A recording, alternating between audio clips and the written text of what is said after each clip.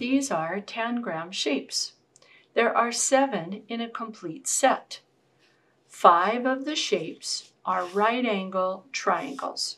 Then we also have a parallelogram and a square. One way in which we can use the tangram shapes is to help us with estimating area. In this case, we're going to estimate the area of a composite shape. And we're going to use the small triangle as our referent to help us with our estimation. From previous exploration, I know that the area of a small triangle is about 6 square centimeters.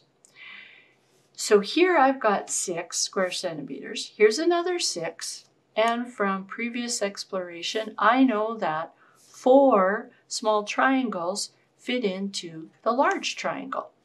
So I can write out 6 and another 6 square centimeters. This would be 4 sets of 6, so that would be 24. So my estimate is about 36 centimeters squared.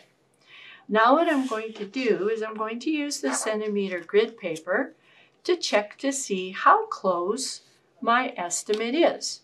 So I place my shapes on, I trace them, which I've already done, and now what I can do is I can count how many square centimeters that I have and then add up the pieces as well. When I do that, I find out that I have about 38 square centimeters.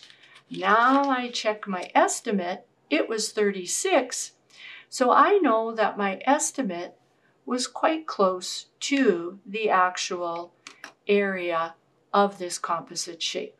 And this is one way in which we can use the tangram shapes to help us with estimating area.